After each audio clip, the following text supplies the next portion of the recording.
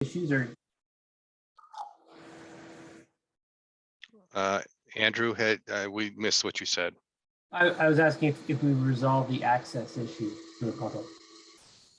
I guess for some it's working. For right now, looking, I still don't see it. But I know, Larry just posted, he got it. okay. Okay, let's get started then. Good afternoon. I am Commissioner Splendorio and I'm the chair of this commission. It will now call to order the March 10th regular meeting of Alameda Local Agency Formation Commission. Today's meeting is held via Zoom and teleconference. There's no physical location for this meeting. Commissioners will join via Zoom or by telephone. Members of the public may also call in or Zoom into the meeting. All public participants are asked to please mute yourself unless speaking. I will call on commissioners and the public to speak at the appropriate time. All commissioners' actions will be taken by a roll call vote. I ask that the commissioners identify themselves when making a motion and a second.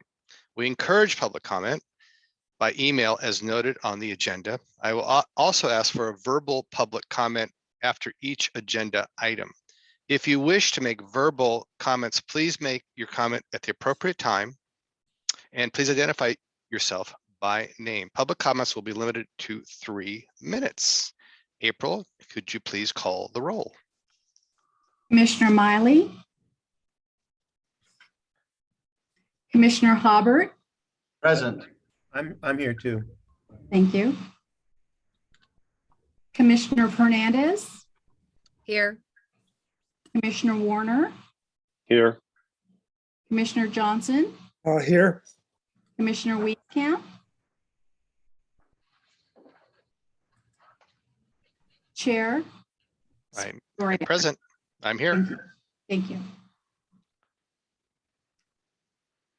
I note there was a request in the chat to call Commissioner Wieskamp. It comes from the boardroom Peralta Oaks, and it gives her number. Rachel, you may want to just check into that chat.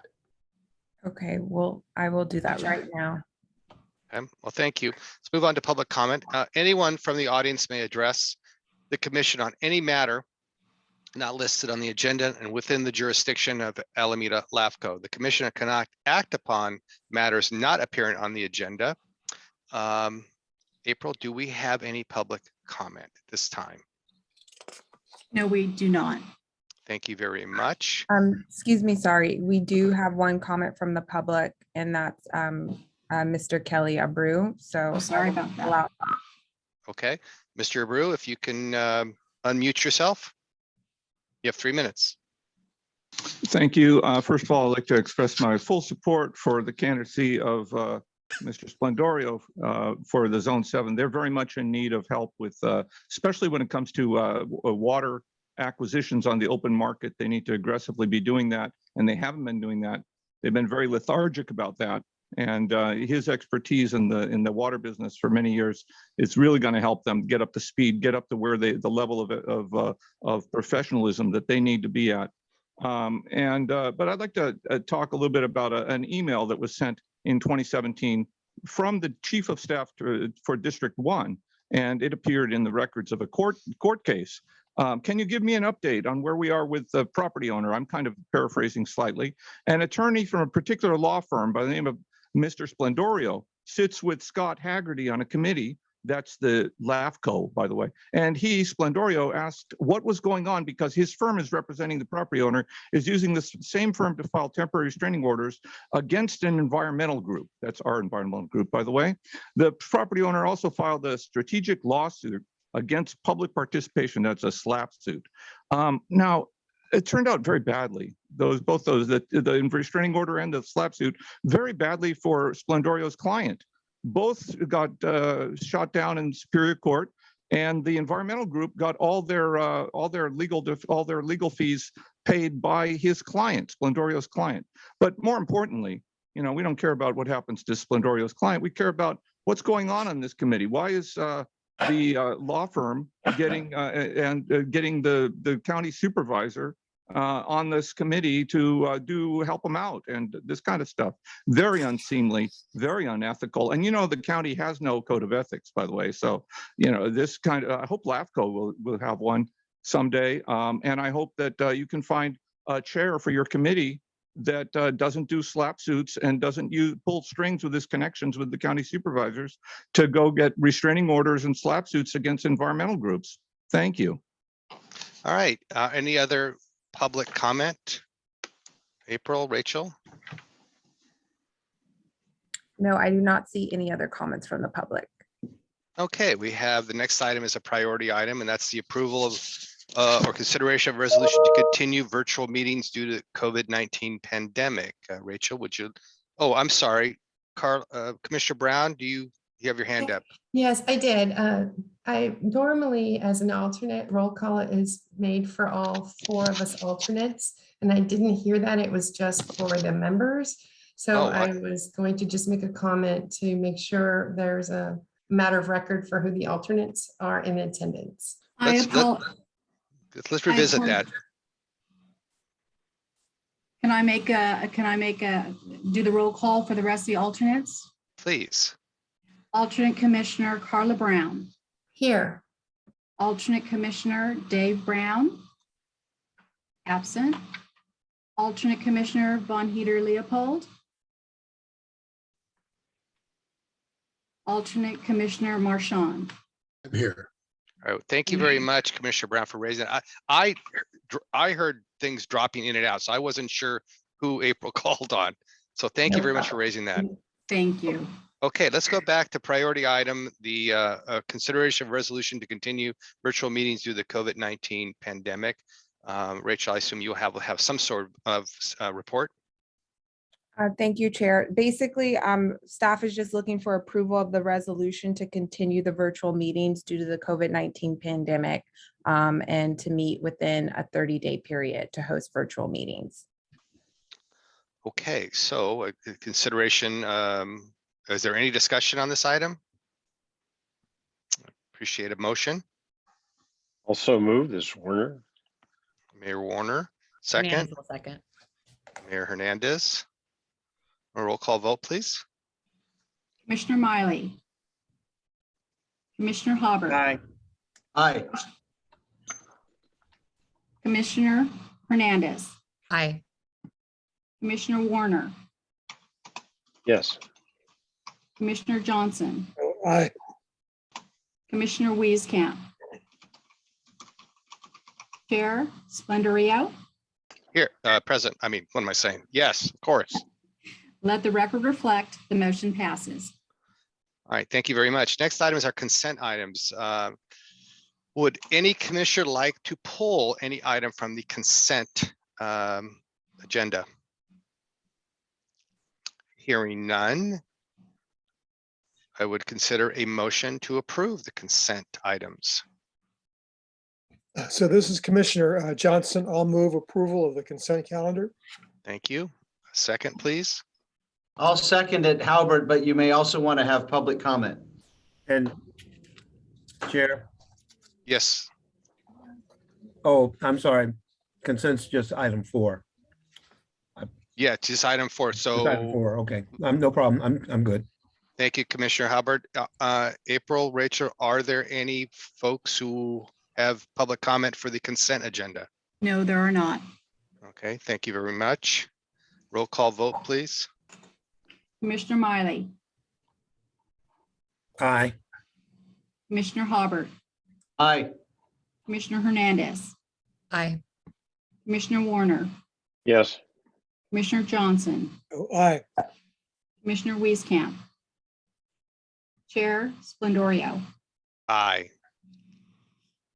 Let the Right. record reflect the motion passes.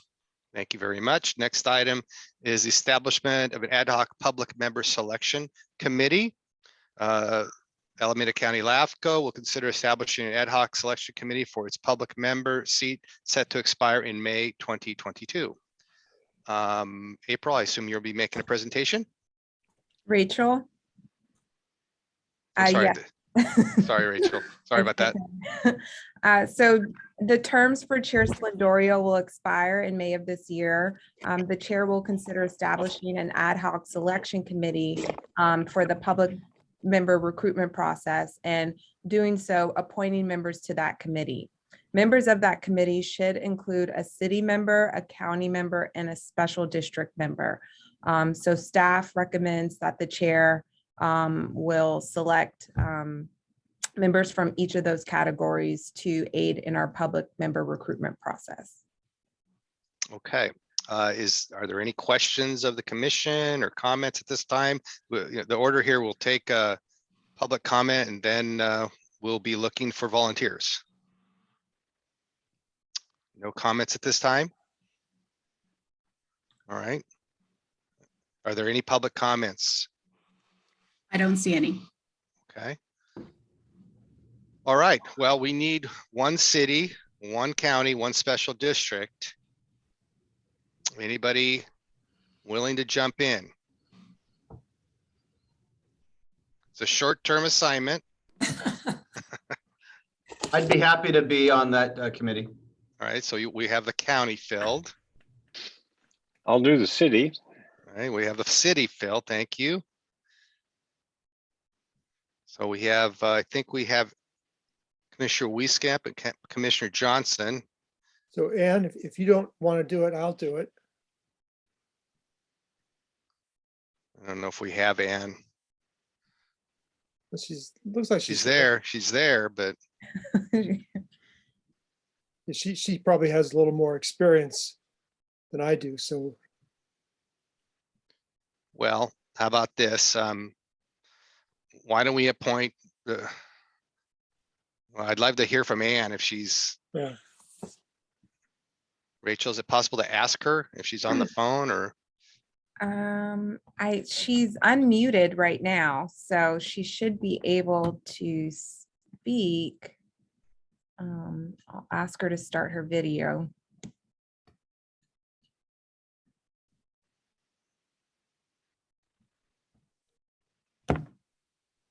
If you like, I can give her a call. Well, Commissioner Johnson, would you, I mean, I'm prepared to just move ahead and point all three of you just to move us along, but Okay, that's fine with me. I mean, I'd like, I do appreciate that Ann's longevity here would be very much appreciated and by the others, but okay, why don't we go ahead and appoint Commissioners Halbert, Warner, and Johnson to the ad hoc committee. And can I have a motion to that effect? So moved, Albert. I'll second. Hernandez will second. Thank you. Roll call vote, please. You also need to take public comment. I'm sorry. You need to take public comment. Okay. I thought I just asked for that. I think you did, but I thought I did. I don't see any comments from the public. Okay, let's have a roll call vote then. Commissioner Miley, Aye. Commissioner Hobart, Aye. Commissioner Hernandez, Aye. Commissioner Warner, Yes. Commissioner Johnson, Oh, aye. Commissioner Wieskamp, Chair Splendorio. Aye. Let the record reflect the motion passes.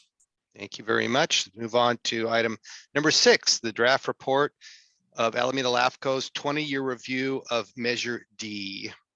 The Alameda LAFCo will receive a draft report and presentation from our consultant, Scott Gregory, on its 20-year review of Measure D. The draft has been prepared as part of the adopted work plan and independently examines the economic and open space needs of the Eastern County area and the impacts that the measure has had on agriculture since the ballot measure passed in November of 2000.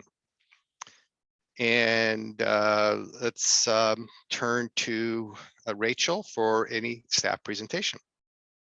Thank you, Chair. So basically, overall, the report shows that Measure D has been permissive in winery-related uses, keeping growth within boundaries, and effective in land preservation, but restrictive with building requirements and perhaps a contributing factor to a current stagnant agricultural economy.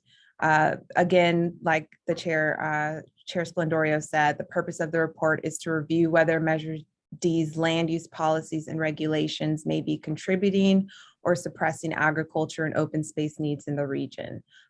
Before commission discussion and feedback, staff would like to introduce Scott Gregory of Landfair Gregory to provide a summary on the draft report's findings and conclusions.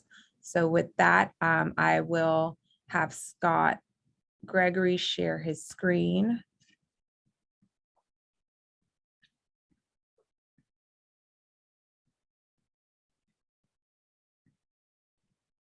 Hello, Scott, can you hear? Okay, perfect. And are we sharing now? Yes. All right. And then shall I go?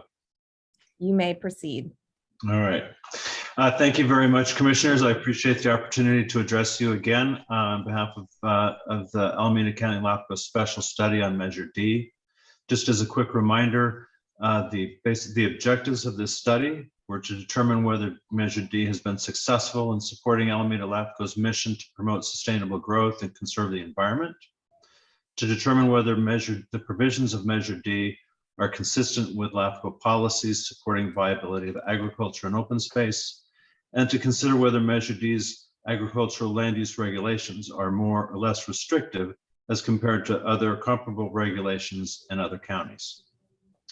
So just as an overview of our process, I can do this. That's even better, right? As an overview of our process, back in September, we made our preliminary presentation to this commission. We received comments during that presentation and afterwards. In response to those, immediately after that meeting, Rachel circulated our preliminary study for public review. And based on comments that were received both at the presentation and as part of that review, we updated our study in December. We circulated that updated study for additional stakeholder comments. Based on those comments, we've prepared the February version of our draft study for today's presentation and to be distributed for additional public review and comment. That's kind of where we are in the process. During that process, we had a number of comments and corrections or comments, suggestions, editorial revisions that were suggested as part of the public review of our document. And so I'd like to just kind of go through the key highlights of changes that have been made to the document since it was last presented to you back in September. So you can get a sense of the changes that were made in response to comments that were directly from this commission, as well as from stakeholders and other members of the public. So first of all, we were asked to validate all of our reported acreage calculations. I'm sharing with you here a quick screenshot of the Farmland Mapping and Monitoring Program website. And what it shows is that each of these different colored polygons here are active cells. You can click on the cell and it gives you detailed data about what's in that cell, including acreage. So I marched around through that whole map and clicked on every single cell and tabulated all the results and did it several times. I feel that the results, that the conclusions of our tables are an accurate representation and summary of the aggregate of all of the information that's on these farmland mapping and monitoring database. We were asked, and a good question, to compare changes to the agricultural and urban lands that have occurred in East County pre-Measure D to post-Measure D. In our previous report, we had just looked at changes post-Measure D, and it didn't give really a background or context to what had happened before Measure D to measure the implications that Measure D may have had. So the image, just kind of visually, the image that you have here is the Farmland Mapping and Monitoring Map Program from 1984, or 16 years before the enactment of Measure D. The pink areas are urbanized or built up lands. Each of the green colors are various categories of agriculture. The white is what's called other lands, and all of the brown is considered grazing land. So this was the condition in 1984. You can see the changes that have happened at the time of the enactment of Measure D in year 2000, more Oh, I have also superimposed the boundaries of the urban growth boundary, the county's Measure D urban growth boundary, so you can get a sense of the context of the change. You can see that more of that urban growth boundary area has become shaded in pink. There's less green spaces in the middle. And that by year 2018, the last year of available data from Department of Conservation, this is the condition that exists close to today, or at least as of 2018, where most of the area within the urban growth boundary is now either urban or just undeveloped, not agricultural lands. And the areas to the south and South Livermore is the remaining portions of agricultural land within the county. So it gives you kind of a visual context of that. Comments suggested that presenting that information about post-Measure D does not give you a sense of what might otherwise have happened without Measure D.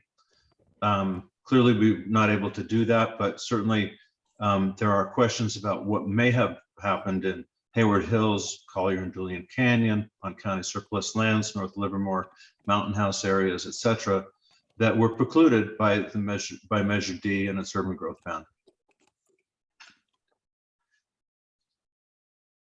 Like we did with the original report, we aggregated all of this data, tried to come up with some comparative analysis or comparative statistics that this data shows us.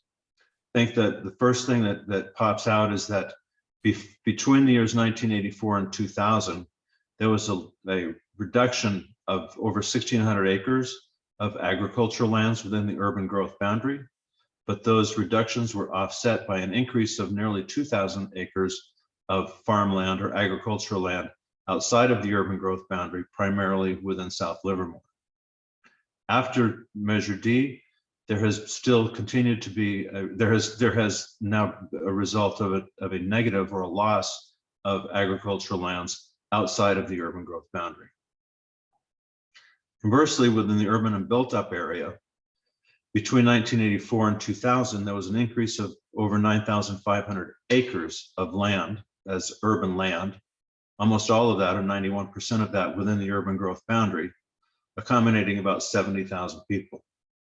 Since Measure D, there's been not as much change, but an increase of about 5,000 acres of urban built up land, almost all of that within the urban growth boundary, and that accommodating 73,000 people. Interesting comparison, I think, here is that between 1984 and 2000, 9,500 new acres of urban land accommodated 70,000 people. And after that, 5,000 acres of new agriculture or new urban land accommodated 73,000 people. So it indicates to me that the change in urban land use character is becoming more urban, becoming more dense. It's accommodating more people in less new space. It's effectively urbanizing and creating compact cities in Livermore, Dublin, and Pleasanton, and precluding growth outside of the urban growth boundary. We were asked to add additional information on the equestrian-based industries of Alameda County, coordinated with several representatives of the equestrian industry to get data. We've also looked at the county crop report, which used to keep track of a census of the numbers of horses in Alameda County, which showed that as far as between 2003 and 2010, there had been a decline in the number of horses countywide. And based on comments that we received from representatives of that industry, the horse industry remains in decline, and number of horses is no longer counted in the crop report. We also added information about the importance of the equestrian industry in its support of economic multipliers, local feed and clothing stores, equipment and tack retailers, veterinarians, farriers, hair growers, etc., and helps to preserve kind of the rural character of Alameda County. One of the significant comments that we had in regards to our previous presentation was that we had previously concluded that economic stability in wine grape production had stabilized much of the other decline in agricultural economy throughout the county. And the comments that we received suggested that economic stability could not really just be reported in terms of the value of products sold, that the revenue side was only one side of the equation, and that certainly without looking at the costs of those products and the profitability of agricultural operations, we couldn't make a conclusion about economic stability. So we agree with that position. Without looking at individual agricultural operators' books, we do have now the benefit of the UC Davis study prepared by Lapsley and Sumner called Realizing the Heritage, came out in October of 21.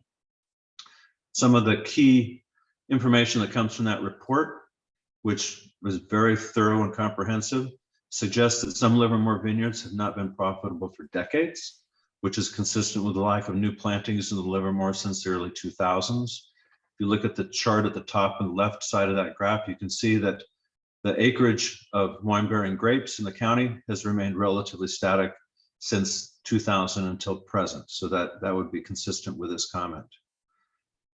That study also found that vineyards planted under the South Livermore Valley Area Plan and Specific Plan Mitigation Program have resulted in negative grower returns, that unprofitable small wineries are unlikely to provide incentives for the expansion of the industry, and that in the next 10 years or so, a substantial portion of Livermore vineyards will essentially age out and will need to be removed or replaced.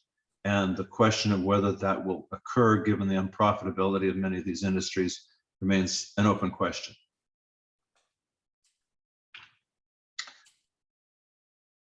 In our previous report, we had looked at a number of adjacent counties to compare the regulations that apply to agricultural lands, particularly as related to the floor area ratios and other regulatory provisions from their municipal codes.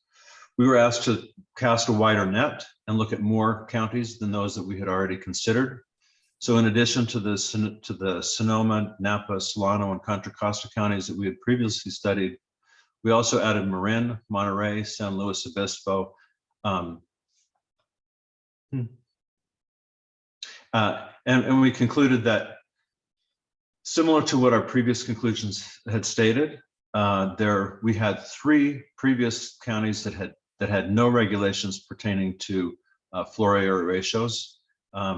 That one county, Sonoma County, had an FAR ratio that was 5% as compared to Alameda County's 1% of the lot area, and concluded that the county's 1% FAR regulation was more restrictive or more protective of resources than either the 5% FAR or the no regulatory provisions.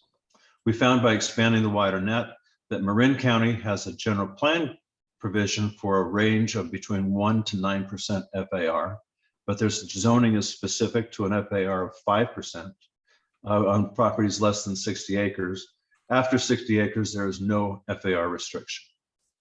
Monterey has a 5% lot coverage, which is a little different than FAR, just because of the potential for multiple story buildings, but assuming that they were all single story buildings, it would be a 1% FAR. The other counties that we looked at in addition to this study had no FAR provisions. We were also asked to provide a more comprehensive comparison of FAR-based development potential